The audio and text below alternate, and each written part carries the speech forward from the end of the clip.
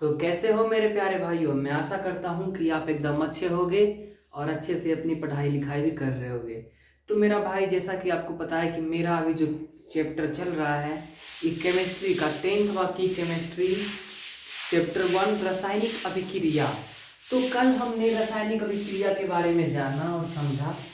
तो जैसा कि अगर आपको नहीं पता है, अगर आप इस वीडियो में पहली बार जुड़ रहे हो तो आप इससे पहले वाला वीडियो में आप जाकर देख सकते हैं कि रासायनिक अभिक्रिया, संतुलित समीकरण, असंतुलित समीकरण को हम किस तरीके से समझाएं और बताएं। अगर आपको देखना है तो आप इससे पहले वाले वीडियो में पार्ट 3 में आप जाकर जुड़ सकते हैं। और मैं तो ये कहूँगा कि मेरे भाई, आप पार्ट 1 से पार्ट 3, 4 जो भी है वो सारा आप देखिए, इससे आपको अच्छे से समझ में आएगा। तो मेरे भाई, आज का मेरा जो टॉपिक है वो है रासायनिक अभिक्रिया के प्रकार। रासायनिक अभिक्रिया के कुछ प्रकार हैं। प्रकार तो बहुत सारे हैं लेकिन हमें बस 5 पढ़ना है। पहला हो जाएगा संयोजन, वियोजन, ऊष्माक्षेपी, ऊष्माशोषी और विस्थापन। तो देखिए, संयोजन, वियोजन, ऊष्माक्षेपी, ऊष्माशोषी। जैसे पहले लिख लेते हैं रसायन।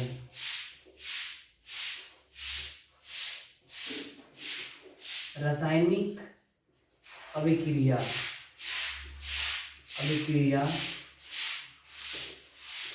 रासायनिक अभिक्रिया के प्रकार।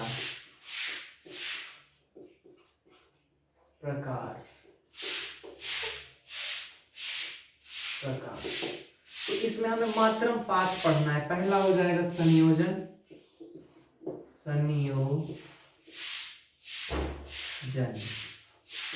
संयोजन अभिक्रिया,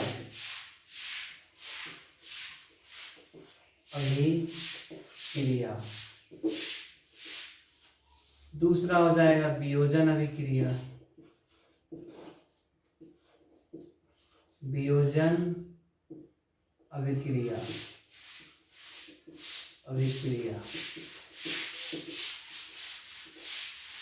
तीसरा हो जाएगा, क्या है तीसरा में, ऊष्माशोषी,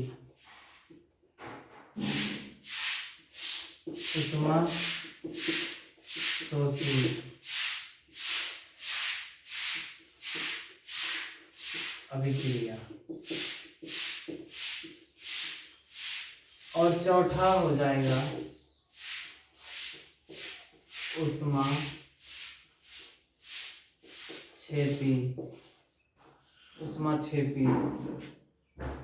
अभिक्रिया।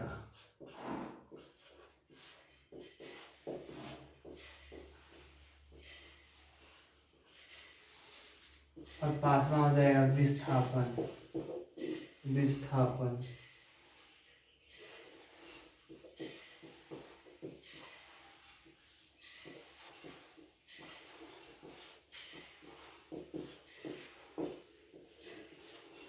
देखिए,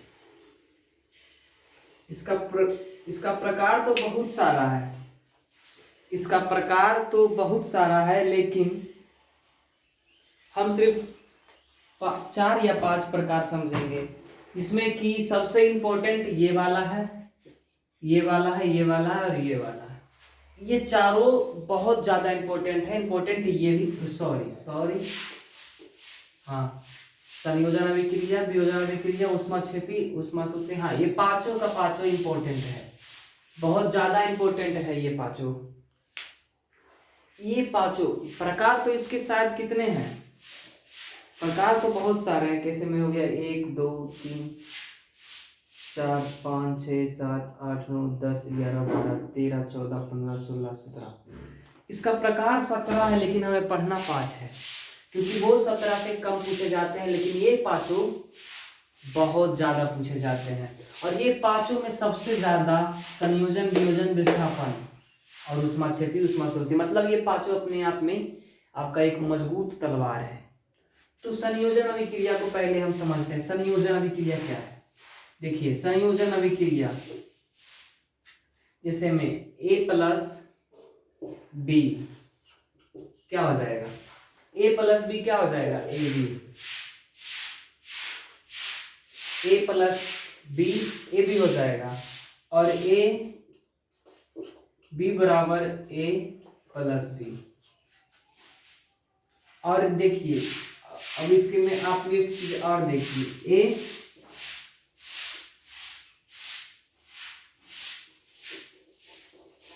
यहाँ पे सी बी कर लेते हैं बराबर में ए बी कर लेते हैं, ऐसे नहीं होगा। ए बी बराबर में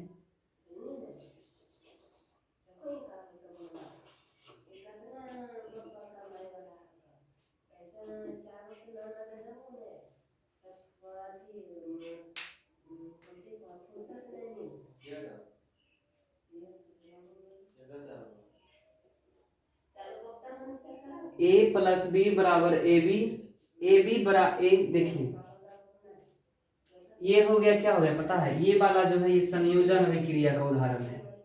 ये संयोजन अभिक्रिया का, ये वियोजन अभिक्रिया का, ये विस्थापन अभिक्रिया का। ऊष्माक्षेपी ऊष्मास्वरूपी आप बको बाद में बताएंगे, पहले ये तीनों को आप समझिए। देखिए संयोजन अभिक्रिया कहने का मतलब है कि शादी करना। संयोजन अभिक्रिया का मतलब है कि आपस में दोनों शादी कर लिए। और वियोजन अभिक्रिया का मतलब क्या है कि दोनों का शादी तो हुआ लेकिन अब डिवोर्स हो गया। दोनों का, इसका शादी हुआ, अब यहाँ पे डिवोर्स हो गया, अब इसमें एक नया बंदा आ गया ए सी, एक नया बंदा आ गया सी। तो जो इन दोनों का डिवोर्स हुआ था ए बी का, तो अब ये बन जाएंगे, क्या बन जाएंगे, ये इनका जो डिवोर्स हुआ ये बराबर में बन जाएंगे ए सी। तो ये हो गया विस्थापन अभिक्रिया। तो आप एकदम समझ लीजिए, एकदम ये हो गया संयोजन वियोजन और विस्थापन। आप एकदम बढ़िया से समझिए। यहाँ पे ए और बी का हो गया शादी, शादी, यहाँ पे डिवोर्स,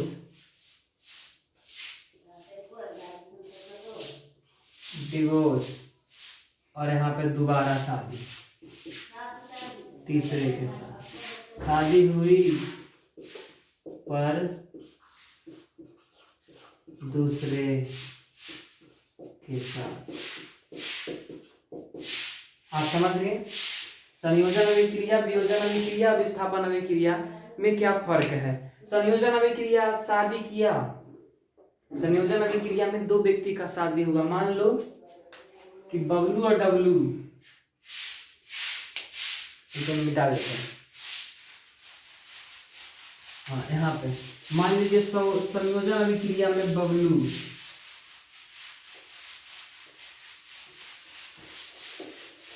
ये हो गया बबलू,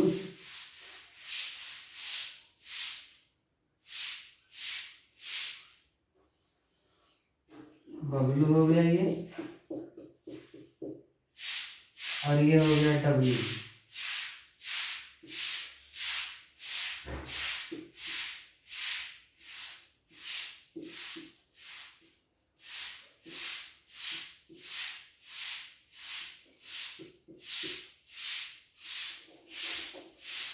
छोड़िए इसे हटाइए, ये सब जो है ये बकवास की बात है। आप बस यहाँ पे यही समझिए, ए प्लस बी बराबर ए बी, फिर ये हो गया संयोजन, ये हो गया वियोजन, संयोजन वियोजन विस्थापन। आप एकदम समझने की कोशिश कीजिए। और ऊष्माक्षेपी और ऊष्माशोषी को सिर्फ आप एक बात याद रखिए, ऊष्माशोषी, ऊष्माक्षेपी। जब हम किसी भी मतलब जब हम ऊष्मा को अंदर ग्रहण करते हैं तब वो ऊष्माशोषी, और बाहर कर देते हैं तो ऊष्माक्षेपी। ऊष्माशोषी और ऊष्माक्षेपी में बस इतना ही अंतर है, ज्यादा कुछ अंतर नहीं है। मेन टॉपिक जो है वो ये है संयोजन वियोजन और विस्थापन। संयोजन में शादी हुआ, वियोजन में डिवोर्स हो गया। मतलब केमिस्ट्री जो है ना, केमिस्ट्री जो है एकदम खतरनाक चीज है। केमिस्ट्री एक खतरनाक चीज है। देखो इसमें शादी ब्याह सब हो जाता है। केमिस्ट्री एक खतरनाक चीज है, इसमें शादी ब्याह डिवोर्स सब हो जाता है। जैसे आप यहाँ पे देखिए संयोजन ए प्लस बी का शादी हुआ, शादी हुआ कुछ साल के बाद ए प्लस बी लड़ाई झगड़ा किया, अलग अलग हो गया, मतलब डिवोर्स हो गया। और जब अलग अलग हुआ तो एक तीसरा आया सी, जिसको प्यार हो गया ए से।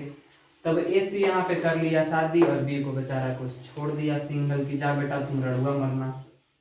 तो उसी तरीके से केमिस्ट्री में भी शादी ब्याह एकदम होते रहता है एकदम, इसमें कोई बड़ी बात नहीं है, समझे का। केमिस्ट्री में भी शादी ब्याह होता है। तो हम आशा करते हैं कि आपको संयोजन, वियोजन, ऊष्माक्षेपी और ऊष्माशोषी सब याद आ गया होगा। हम वादा कर मतलब हम ये समझ चुके हैं कि आपको ये पांचों आपको अच्छे से याद हो गया होगा। क्या सही बोले ना? अब एग्जाम्पल के थ्रू संयोजन में देखिए, एक मान लीजिए कि CaO है प्लस में CO2 बराबर हो जाता है CaCO3, मतलब क्या होता है संगमरमर या चूना पत्थर जो हो गया। इसे में Fe है प्लस O2 क्या हो गया, सॉरी Fe2CO3। तो ये हो गया संयोजन का, ये हो गया संयोजन। संयोजन का उदाहरण ये हो गया। और वियोजन का उदाहरण क्या होगा आप देखिए, जैसे मैं मान लीजिए C, इसी का जस्ट उल्टा इसको है ना, देखिए C है CaCO3 का उल्टा कर देंगे CaO प्लस CO2, ये हो गया वियोजन। वियोजन इसी तरीके से आपको कोई भी सूत्र मिलेगा आप बस ध्यान से देखिएगा। और इसका जगह, जैसे मैं इसका जगह कोई और ले लगा, जैसे H2O ले लिया तो वो हो जाएगा विस्थापन। तो सिंपल है, तो आप इसको अच्छे तरीके से आप एकदम समझ जाइए। और मैं आशा करता हूँ कि आपको ये पांचों समझ में आ गया होगा, क्योंकि ऊष्माशोषी आप जैसे देखिए घड़ा में कहता है पानी, ज़्यादातर देखिए देसी लोग का बात बताते हैं। घर में आप किसी पानी मांग लीजिए, सिस्टर से पानी मांग लीजिए, ले घोट ले, ऐसे करती है ना कि ले घोड़ा की जो घोट ले, उसी तरीके से होता है कि हवा को अंदर घोटना, हवा को अंदर एकदम घोट जाना, एकदम दबा लेना, छाती में फेफड़ा में एकदम ढुका लेना हवा, ये हो गया ऊष्माशोषी। और एकदम फेफड़ा से खाली कर देना हवा, वो हो गया ऊष्माक्षेपी।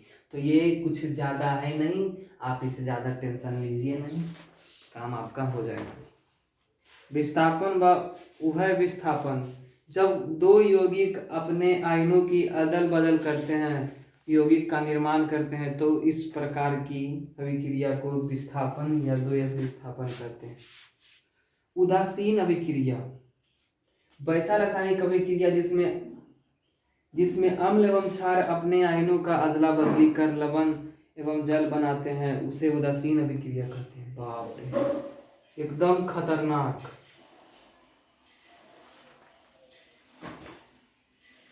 इसे मिटा देते हैं, अब आपको उदासीन के बारे में बता देते हैं।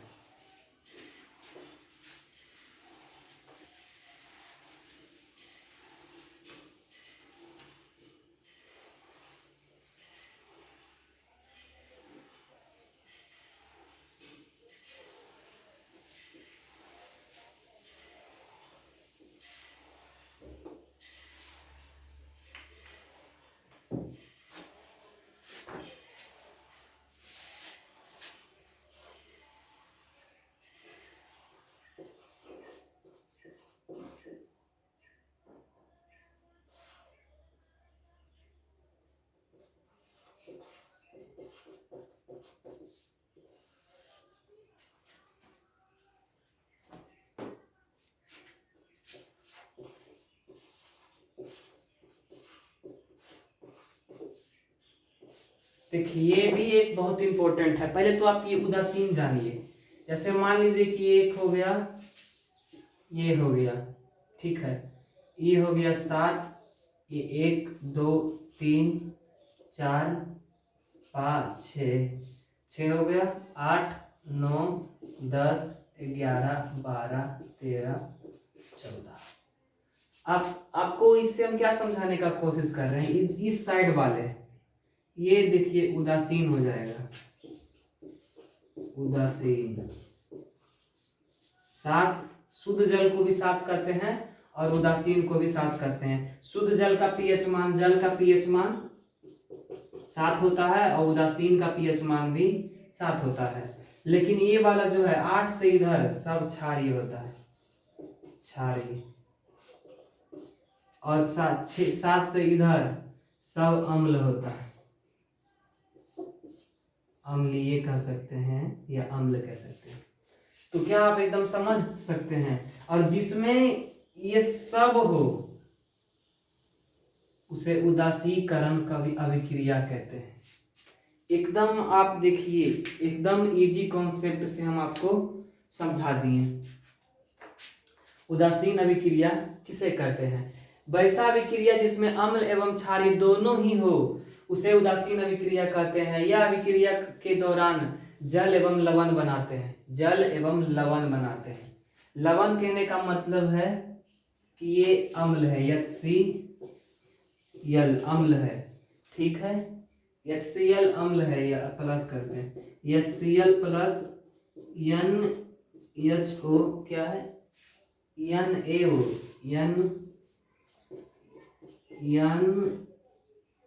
NaOH बराबर बार NaCl plus H2O, NaCl plus H2O। क्या आपको ये समझ में आया?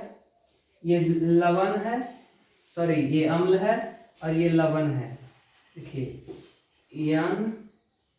NaOH ये क्या है, लवण, और NaCl भी एक लवण है, नहीं सॉरी ये जो है ना ये क्षारीय है। लवण तो NaCl हो गया, NaCl लवण है प्लस H2O पानी है। और ये जो है ना ये क्षारीय, वो भी परवल क्षारीय है और ये भी परवल अम्लीय है। तो आप एकदम इसे अच्छे तरीके से आप एकदम बढ़िया से अपने दिमाग में एकदम धंसा लीजिए। तो उदासीन अभिक्रिया आपको एकदम देखिए, परिभाषा आप खुद लिख लीजिएगा, परिभाषा आप खुद लिख लीजिएगा, बस समझाना मेरा काम होता है। परिभाषा जो है ये आप खुद लिख लीजिएगा, पर समझाना मेरा काम होता है। लेकिन भाई आप लोगों से एक छोटी सी शिकायत है, भाई आप लोगों से एक छोटी सी शिकायत है, और वो शिकायत ये है कि आप लोग कमेंट नहीं करते हो यार।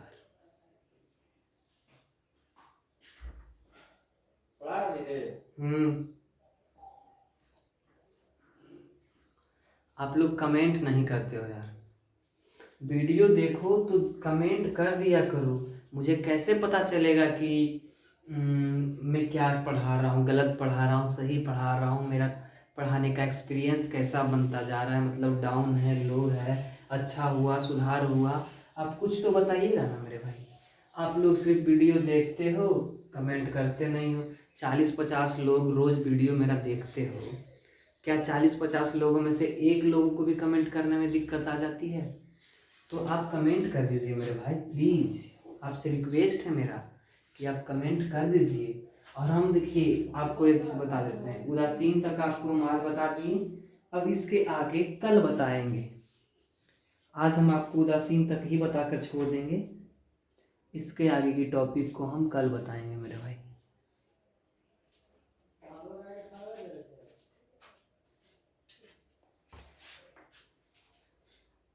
उष्मीय वियोजन अभिक्रिया वैसा रासायनिक अभिक्रिया जिसमें कोई पदार्थ उष्मा के कारण टूट जाता है उसे उष्मीय वियोजन अभिक्रिया कहते हैं। उष्मीय वियोजन अभिक्रिया देखिए, ये सब तो एकदम उष्मीय वियोजन अभिक्रिया कहने का मतलब कोई भी पदार्थ उष्मा के कारण टूट जाता हो।